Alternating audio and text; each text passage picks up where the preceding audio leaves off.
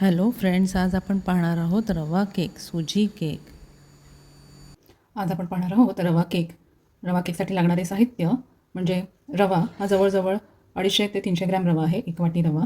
ही 150 gram साखर आहे, वेलची पूड, साई, मी थोडीशी साई साठवून ठेवली होती, दुधाची, दही आणि थोडेसे दूध. नॉर्मल टेम्परेचरचं आहे हे सगळं साहित्य. प्रथम आपण मिक्सरच्या भांड्यामध्ये हा 250 ग्रॅम रवा म्हणजे पाव किलो रवा, तुमचा बारीक असो जाड असो कोणताही रवा तुम्ही घेऊ शकता, आणि 150 ग्रॅम साखर हे एकत्रित हे दोन्ही जिन्नस फिरवून घेऊ म्हणजे ते चांगले बारीक होतील.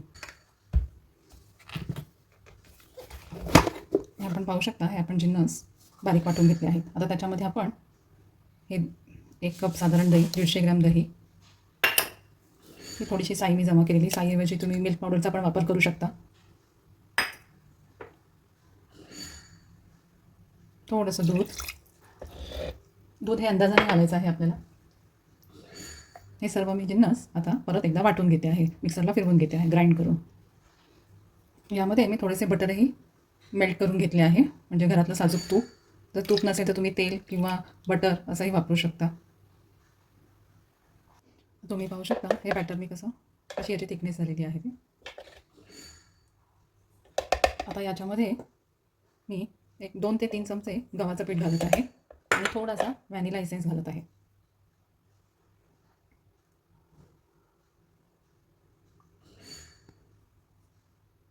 हे सगळे मिश्रण मिक्स करून परत मिक्सरला एकदा फिरवून घेणार आहे.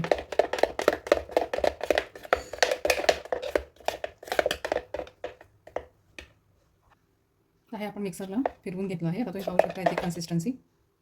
त्यात आपण थोड्या वेळ रेस्ट करायला ठेवून देऊ. आणि याच्यामध्ये मी सुरुवातीला वेलची पूडही ॲड केली होती साखरेबरोबर वाटून घेताना. ह्याच्यात मी आता थोडं सॉल्ट घालत आहे किंचितचं, त्याने गोड पदार्थाची चव वाढते.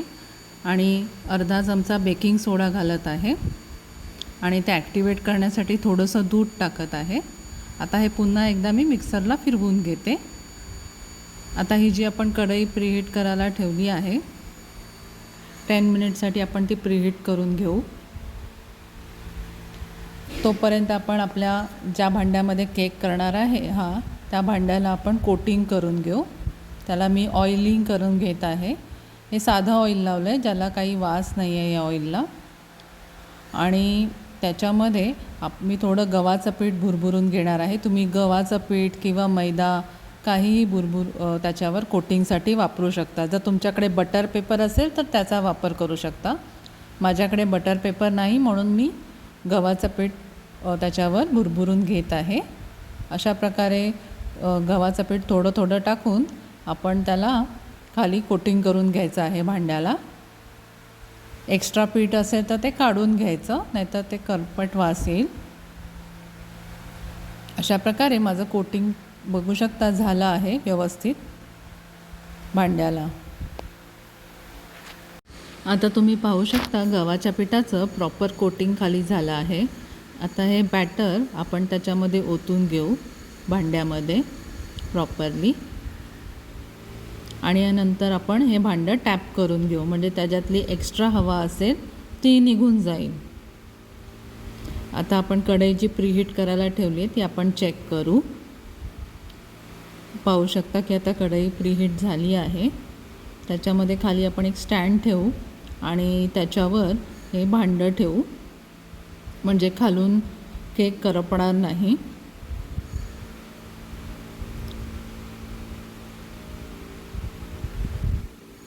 आता त्याच्यावरही आपण हे झाकण ठेवून घट्ट त्यावर अजून एक भांडं ठेवू, म्हणजे त्यातून हवा बाहेर जाणार नाही, वाफ बाहेर जाणार नाही. आणि आता हे आपल्याला जवळजवळ 35 ते 40 मिनटं केक करायला ठेवायचं आहे. त्याच्यामध्ये आपण एकदा चेक करू शकतो. हा केक आता आपण चेक करून घेऊ. जवळजवळ 35 ते 40 मिनटं झाली आहे. वाव, छान झाला आहे. कलर तर फार छान दिसत आहे. आता आपण तो चेक करू सुरी घालून की तो आतून शिजला आहे का. सुरी तर व्यवस्थित निघत आहे, प्रॉपरली तो झाला आहे. Wow, what a nice texture.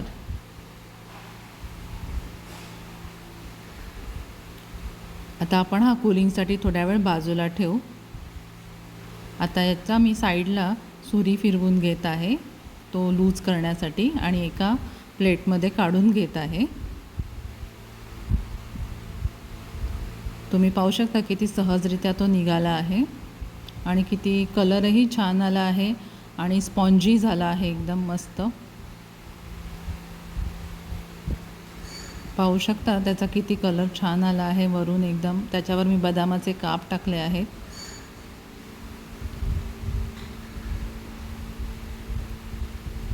Spongy पण झाला आहे तो आता.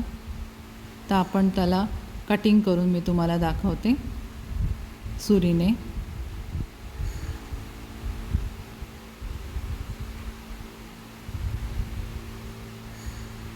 अशा प्रकारे मी हा केक कट करून घेतला आहे. तुम्ही पाहू शकता किती दाणेदार आणि सॉफ्ट झाला आहे हा केक. सुंदर झाला आहे हा केक.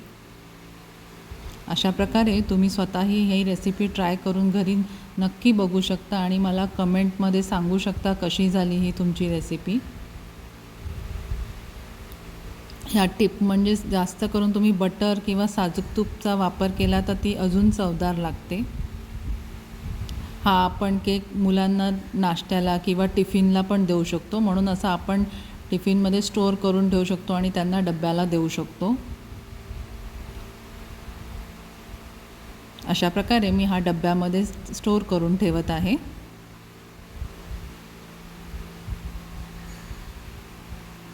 माझी रेसिपी आवडली तर त्या रेसिपीला लाईक, शेअर आणि सबस्क्राईब करा. थँक्यू.